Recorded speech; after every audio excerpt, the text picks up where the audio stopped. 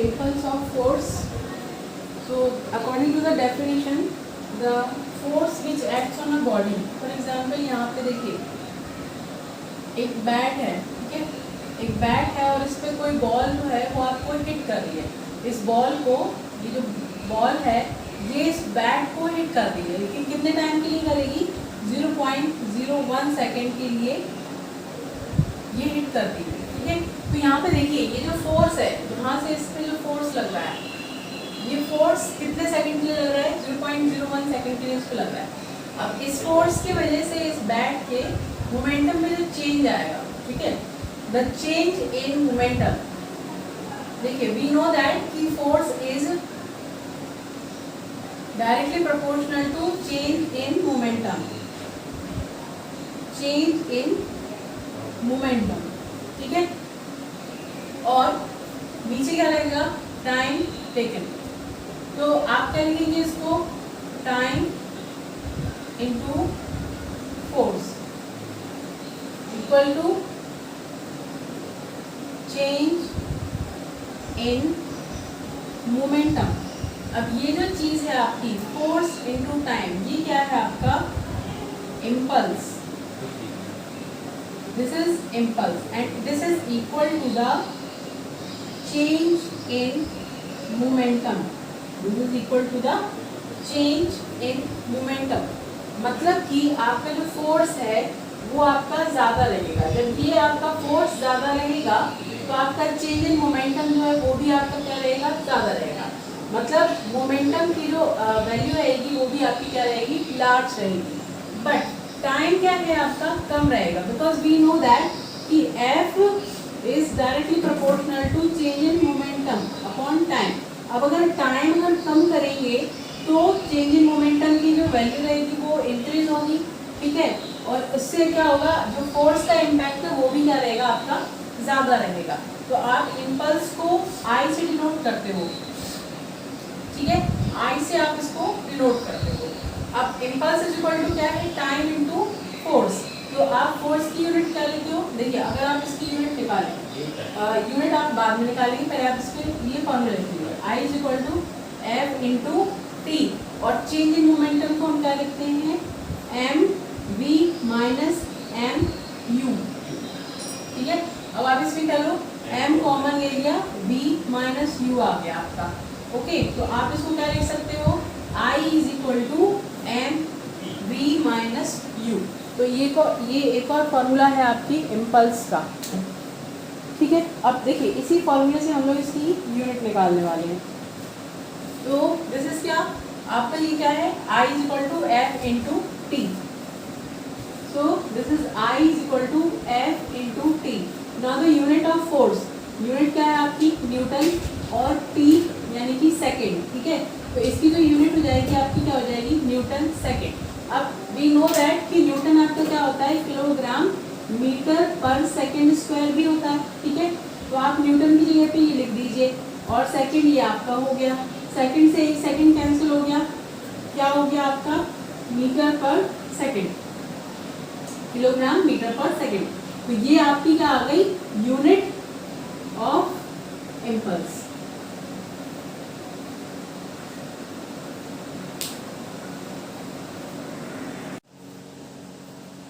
Now, the Newton's third law of motion. This law is also known as the law of action and reaction. So, according to this law, this is the law. Okay? Whenever two bodies interact with each other, the force exerted by the first body on the second is equal and opposite to the exerted by the second body on the first body. अब देखिए इस चीज को हम समझ लेते हैं क्या होता है ये।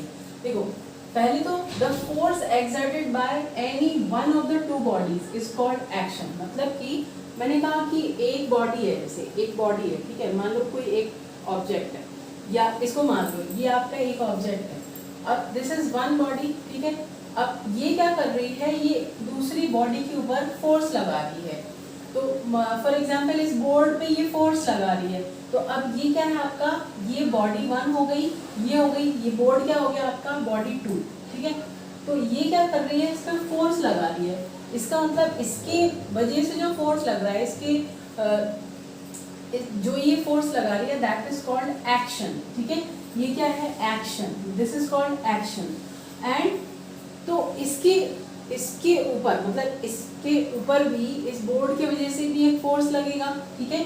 तो जैसे ही इसका फोर्स लगे दिस इज एक्शन, एंड उसके ऑपोजिट में ये जो बोर्ड है ये भी इसके ऊपर क्या लगाएगा, एक फोर्स लगाएगा, दैट इज कॉल्ड रिएक्शन। तो यही बात कहता है थर्ड लॉ आपका कि भाई कोई भी अगर दो बॉडीज एक दूसरे पर एक बॉडी अगर फोर्स लगाती है सेकंड बॉडी पर, तो सेकंड बॉडी भी सेम यानी इक्वल फोर्स लगाती है आपके फर्स्ट बॉडी पर। ये आपका क्या है, थर्ड लॉ है। तो आप इसको दोबारा अगर पढ़ेंगे तो आपको क्लियर हो जाएगा, ठीक है। फॉर एग्जाम्पल इसको देखते हैं। देखिए आपके पास ये एक बॉल है और बॉल पे आपने क्या किया है कि एक आपने यहाँ पे 1 मीटर लिया हुआ। देखिए अब ये है एग्जाम्पल आपका, आपके पास एक ये बॉल है और यहाँ पे आपने क्या किया है 1 मीटर, या आप इसको कह सकते हो स्प्रिंग वाला जो मीटर है वो आपने लगा दिया है, यहाँ पे इसको भी लगा दिया। अब जब आप इसको पुल करोगे तो यहाँ पे आप जितना फोर्स लगाओगे उतना सेम फोर्स यहाँ पे भी लगेगा। मतलब कि अगर मान लो आपने 6 न्यूटन का फोर्स लगाया है तो यहाँ पर भी 6 न्यूटन का ही लगेगा, ठीक है। सेकंड एग्जाम्पल है कि भाई एक बॉल है और बॉल क्या हो रही है आपके हैंड पर हिट हो रही है, ठीक है। तो बॉल जैसे ही ये हिट हुई तो आपका हाथ क्या कर रहा है, इस बॉल को हिट कर रहा है ऐसे। तो ये बॉल आ रही है ये, ठीक है, आप इसको हिट कर रहे हो तो ये एक्शन हो गया, दिस इज एक्शन, ठीक है, दिस इज एक्शन। और क्योंकि ये जितना फोर्स ये अपना हैंड लगा रहा है उतना ही फोर्स ये बॉल भी लगाएगी, ठीक है। तो जितना फोर्स आपके हैंड लगाया उतना ही फोर्स ये लगाएगी, this is called action and this is called reaction. इसकी वजह से क्या होगा, क्योंकि ये एक्शन हो रहा है और इसके अगेंस्ट ये बॉल जो है जो भी है वो आपका क्या करेगा, रिएक्शन करेगा। तो वो क्या करेगा, आपके हैंड को हर्ट करेगा, मतलब कि आपको चोट लग सकती है। फिर नेक्स्ट एग्जांपल है कोई भी बॉल अगर आप ऊपर से नीचे गिराते हो, अगर हार्ड फ्लोर है, ठीक है, तो हार्ड फ्लोर पे जैसे ये गिरेगी तो आप देखोगे कि जो जैसे कि रबर बॉल है, ये रबर बॉल है, ठीक है। तो जैसे ये नीचे आएगी तो ये क्या होगी, थोड़ा सा फिर से वापस ऐसे जाएगी, इसको आप बोलते हो रीबाउंड, ठीक है, रीबाउंड। तो यहाँ से इसका आना, नीचे की साइड आना, दैट इज कॉल्ड एक्शन। ये जब नीचे आ रही है दैट इज कॉल्ड एक्शन। लेकिन जब ये इस फ्लोर ने रिएक्शन दिया, ये क्या करेगा, हार्ड फ्लोर जो है, ये जो ग्राउंड है, ये क्या करेगा, रिएक्शन करेगा। तो रिएक्शन की वजह से ये क्या हो जाएगी, रीबाउंड हो जाएगी, ओके। Next is gun.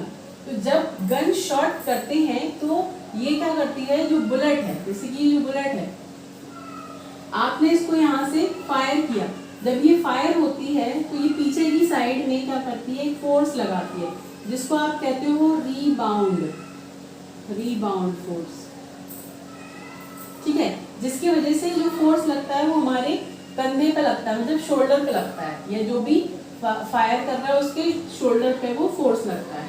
तो दैट रीबाउंड फोर्स क्या हुआ, देखिए एक्शन क्या हुआ, जो आपने बुलेट को फायर किया वो क्या हो गया आपका एक्शन, और रिएक्शन क्या हो गया आपका, जो आपका शोल्डर पे रिबाउंड होके लग रहा है वो आपका रिएक्शन हो गया, ठीक है। अब नेक्स्ट एग्जाम्पल देखिए, जब हम लोग ग्राउंड पे चलते हैं, ठीक है, जब आप ग्राउंड पे चलते हैं तो उसमें कैसे एक्शन एंड रिएक्शन होता है, देखिए। तो फॉर एग्जाम्पल जैसे कि ये हमारी बॉडी है, ठीक है, ये हम लोग चल रहे हैं ऐसे, एक पैर यहाँ पे और एक पैर है। तो आप यहाँ पे जैसे कि ये जो पैर है, आपकी जो लेग है, ये फुट को आप क्या करते हो, इस पे ग्राउंड पे रखते हो, ठीक है। तो ग्राउंड पे आपका जो पैर है वो क्या कर रहा है, ऐसे में एक्शन यानी कि फोर्स लगा रहा है, ठीक है, एक फोर्स अप्लाई कर रहा है, जिसके रिएक्शन में जो ग्राउंड है वो क्या करता है, आपके पैर पर एक ऐसे एंगुलर, मतलब कि आपका जो एंगल रहेगा, ये आपने फोर्स लगाया पीछे की साइड से, आपकी जो बॉडी है वर्टिकल, ये क्या है, वर्टिकल। तो आपका फोर्स जो है वो ऐसे में प्रेशर कैसे आएगा, क्योंकि आपका वेट ऐसे है ना, तो आपकी वजह से फोर्स ऐसे में लग रहा है, ठीक है।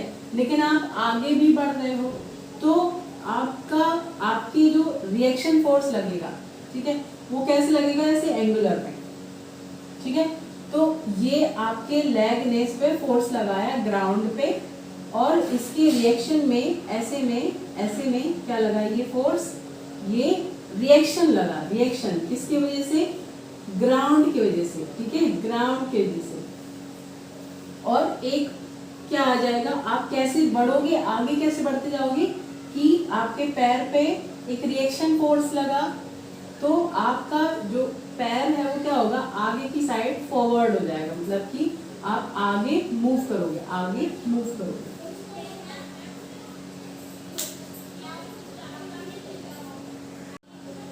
अब नेक्स्ट एग्जांपल देखिए, जो जेट है, जैसे कि एयर जेट होते हैं, तो वो आप देखते हैं कि कैसे होते हैं, ऊपर की साइड जाते हैं, तो उनमें से क्या होती है, हॉट गैसेस निकलती है, ठीक है, हॉट गैसेस। तो ये जो हॉट गैसेस है ये किस डायरेक्शन में निकलती है, इस डायरेक्शन, नीचे की साइड में निकलती है, ठीक है। तो ये जो हॉट गैसेस है ये क्या कर रही है, ये एक्शन हो गया, ये क्या हो गया, एक्शन हो गया, और इनका रिएक्शन कैसे होगा, ऐसे में, यानी कि जब ये हॉट गैसेस ऐसे में निकलेंगी तो इनका रिएक्शन कैसे में होगा, ये। तो इसकी वजह से, इस रिएक्शन की वजह से ये जो जेट है ये क्या होता है, ऊपर की साइड में चला जाता है। नेक्स्ट है स्विमिंग। जब आप स्विमिंग करते हो तो क्या करते हो, ऐसे हैंड को ऐसे करते हो, ठीक है, यानी कि वाटर को पीछे धकेलते हो, वाटर को पीछे पुश करते हो, ठीक है, वाटर को पीछे पुश कर रहे हो अपने हैंड से, तो वो क्या हो गया आपका एक्शन। लेकिन वाटर उसके अगेंस्ट क्या करेगा, एक फोर्स अप्लाई करेगा, that is called reaction. Water क्या कर रहा है, आपको आगे की साइड, फॉरवर्ड साइड मूव कर रहा है, और आप वाटर को क्या कर रहे हो, पीछे की साइड मूव कर रहे हो। नेक्स्ट एग्जाम्पल है कि जैसे कि बोट है और रिवर बैंक के किनारे, बिल्कुल किनारे पे खड़ी है, रिवर के किनारे पे खड़ी है, उसको बोल रहा है बैंक ऑफ द रिवर। तो आपको क्या करना है कि जो बोट है उसको रिवर की साइड लेके जाना है। तो जो भी बोटमैन होता है वो क्या करता है कि अपना जो पोल है या उससे वो चलाता है, जिससे तो वो अपने क्या करता है, इस किनारे से उसको ऐसे ऐसे करता है ना, तो उससे क्या होता है कि इसने क्या किया, इस डायरेक्शन में इसने एक्शन लिया, ठीक है, और इसकी वजह से इसमें जो फोर्स लगेगा वो क्या हो जाएगा आपका, रिएक्शन। तो जो बोट है वो आगे की साइड मूव कर जाएगी।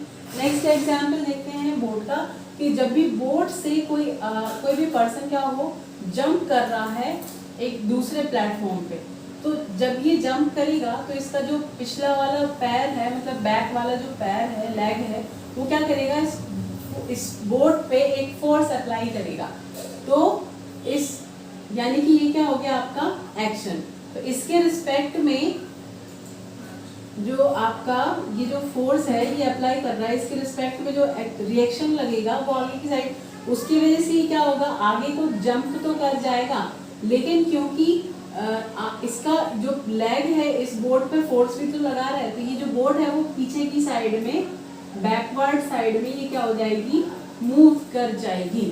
नेक्स्ट एग्जाम्पल है कि अगर आप एक वुड में एक नेल को हिट करते हो एक हैमर से, ठीक है, तो जब आप हैमर से नेल को हिट करते हो तो हैमर पे आप क्या लगा रहे हो, फोर्स लगा रहे हो, मतलब कि क्या है, एक्शन। यानी कि आप हैमर को बिल्कुल टाइटली पकड़ के और फिर आप नेल पर ऐसे हिट कर रहे हो, तो ये क्या हो गया, एक्शन। इसके रिस्पेक्ट में जो नेल है, नेल वो आपके हैमर के हेड पे क्या लगाएगी, एक रिएक्शन फोर्स लगाएगी। तो जितना हैमर का आप फोर्स इस पे लगाओगे नेल पर, उतना ही सेम इक्वल फोर्स नेल भी हैमर पे लगाएगा, ठीक है। तो ये सारे क्या है एग्जांपल्स किसके, Newton's third law of motion के। ओके, अब देखिए conservation of momentum. So conservation of momentum में हम एक केस लेते हैं, हमारे पास दो बॉडीज हैं, ठीक है, बॉडी 1 और बॉडी 2। अब ये दोनों क्या कर रही है, एक दूसरे की तरफ आ रही है और कोलिड करने वाली है। तो पहले तो हमने मान लिया कि सपोज दैट कि this is body 1, so its mass is m1, initial velocity u1, final velocity v1, okay, and time t, okay, and the force exerted by this body is f1। जो भी इस बॉडी की वजह से force exert होगा वो क्या है, f1। इसी तरीके से आपका जो दूसरी बॉडी है जो इस साइड आ रही है ऐसे कोलिड करने के लिए, तो इसका m2 मास हो गया, इनिशियल वेलोसिटी u2, v2 इसकी फाइनल वेलोसिटी और टाइम t इसका फोर्स क्या हो गया आपका f2। ठीक है, अब इसके बाद हम क्या करते हैं कि force equal to change in momentum upon time लेते हैं। ठीक है, तो आपने क्या किया, फर्स्ट बॉडी के लिए ले लिया force is equal to change in momentum upon time. इसी तरीके से आपको सेकेंड बॉडी के लिए लेना है force is equal to change in momentum upon time. आपने ये सारा इस यहाँ पे पुट किया। So for first body this is f1 is equal to m1 v1 minus u1 upon t। इसी तरीके से आपका सेकेंड बॉडी के लिए। Now we know that the third law of motion is action and reaction are equal and opposite. That means कि आपका जो f1 है और f2 है दोनों इक्वल फोर्सेस होंगे, लेकिन ये दोनों एक दूसरे के ऑपोजिट होंगे। ठीक है, तो आपने यहाँ पे क्या किया, f2 माइनस लिया क्योंकि ये आपका लेफ्ट साइड में चल रही है, तो आपने ये लिया। अब इनकी वैल्यूज को आप यहाँ पे पुट कर देंगे। तो आपने देखा कि जो t है वो क्या है, सेम है, तो t से t कैंसिल हो गया आपका। ओके, आपने m1 का मल्टीप्लाई किया इसके अंदर, तो ये बन गया आपका m1 v1 minus m1 u1, और ये आपका हो गया, इसका मल्टीप्लाई किया, ये हो गया। ठीक है, अब आपको क्या करना है कि जो माइनस वाली ये जो u1 है इसको यहाँ लेके जाना है, और माइनस वाली ये v2 जो है इसको यहाँ पे लेके आना है। तो आप यहाँ पे लेके आए, फाइनली आपका क्या बन गया, ये v1 v2 वाले आ गए, मतलब कि फाइनल वेलोसिटीज वाले आ गए हैं, ये इनिशियल वेलोसिटीज वाले आ गए। ठीक है, तो आप क्या लिखेंगे, सम ऑफ रो फाइनल, मतलब sum of change in momentum of two bodies, और ये क्या आ गया आपका, sum of row final of two bodies. ठीक है, ये क्या है आपका, फर्स्ट बॉडी और सेकंड बॉडी के लिए दोनों के लिए मोमेंटम आ गया। ओके, यानी कि आपका इसके लिए और इसके लिए दोनों के लिए आपने फाइनल मोमेंटम ऐड किया है, और फिर दोनों बॉडीज के लिए आपने इनिशियल मोमेंटम को ऐड किया है। तो देखिए क्या हुआ, when two bodies act on each other and no external force acts on them, the total momentum of all the bodies is equal to the initial momentum। मतलब कि स्टार्टिंग में जो इनिशियल मोमेंटम लगा रहे हो आप, वो फाइनल मोमेंटम के इक्वल होगा। ठीक है, नाउ तो ये तो हो गया कि आपका कंजर्वेशन ऑफ मोमेंटम। अब इसके बाद नेक्स्ट टॉपिक है आपका रिकॉइल वेलोसिटी ऑफ गन। तो recoil velocity of gun, recoil का मतलब होता है जब आप गन को फायर करते हो तो गन में से बुलेट तो कहाँ होती है, आगे की साइड निकल जाती है, लेकिन वो बैक साइड में एक फोर्स लगाती है जिसको आप रिबाउंड या रिकॉइल कहते हो। ठीक है, अब जो पीछे की साइड जो फोर्स लगा रही है उसकी वेलोसिटी क्या होगी, मतलब कि जो आपकी बुलेट है वो कितनी स्पीड से पीछे की साइड आ रही है, that is called recoil velocity. तो यहाँ पे देखिए एक स्ट्रक्चर बना है जिसमें एक गन को शो किया गया है। तो ये क्या है, इसका ये गन है, इसका बैरल है, ये इसका बैरल है। ठीक है, अब यहाँ से ये आप क्या है, ये गन का आप मास ले लिया कैपिटल M। ओके, और ये क्या है इसका मोमेंटम, mv क्या है इसका मोमेंटम। तो जब आप गन को फायर कर रहे हो, शॉट कर रहे हो, ठीक है, तो यहाँ से ये जो बुलेट निकल रही है ये इस बुलेट का मास हो गया। ओके, और ये इसकी बुलेट की मोमेंटम होगी। तो जब आपने फायर की तो बुलेट तो ऐसे में जाएगी, लेकिन ये अपने बैक साइड में एक क्या लगा रही है, फोर्स लगा रही है, जिसको आप रिकॉइल फोर्स ही बोल सकते हो। तो पीछे की साइड में गन क्या होती है, हल्का सा पीछे की साइड आती है, तो इसकी वजह से जो गन की स्पीड या वेलोसिटी होगी that is called recoil velocity. अब देखिए इसको प्रूफ कैसे करेंगे। तो मैंने मान लिया कि भाई सपोज दैट कि मास ऑफ शॉट, यानी कि आपका जो बुलेट का जो है मास वो हो गया स्मॉल m। ओके, गन का मास हो गया आपका कैपिटल M। अब देखिए पहले जब आपकी दोनों बॉडीज जो है आपकी रेस्ट में, मतलब आपकी बुलेट और जो भी गन है वो आपकी रेस्ट में, तो उनका जो टोटल मोमेंटम होगा वो क्या होगा, बिफोर फायरिंग 0 होगा। ओके, अब देखिए वेलोसिटी हमने मान लिया कि जो बुलेट है उसकी वेलोसिटी क्या है आपकी स्मॉल v, शॉट जो आप मार रहे हो उसकी वेलोसिटी क्या है स्मॉल v, और जो गन है उसकी रिकॉइल यानी कि पीछे की साइड में जो आ रही है गन उसकी वेलोसिटी हमने मान ली क्या, कैपिटल V। तो आपका जो कंजर्वेशन ऑफ मोमेंटम वो क्या कहता है कि आपका जो टोटल मोमेंटम है वो क्या होगा, इक्वल होगा। ठीक है, तो अब देखिए जब हमने इसको चलाया, मतलब कि आपने जब इसको शॉट किया, फायर किया, तो उसके बाद का मोमेंटम क्या हो जाएगा।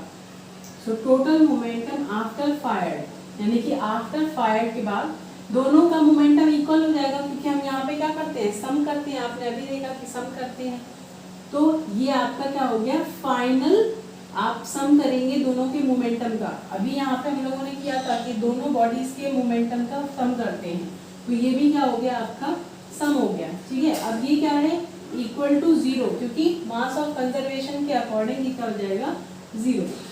अब ये आपने mv को यहाँ पे लेके जाएंगे तो ये माइनस का हो जाएगा। ठीक है, और यहाँ पे जो कैपिटल M है इसको यहाँ लेके जाएंगे, तो आपका ये क्या आ गया, recoil velocity is equal to minus mv upon capital M। ये क्या है आपका रिकॉइल वेलोसिटी।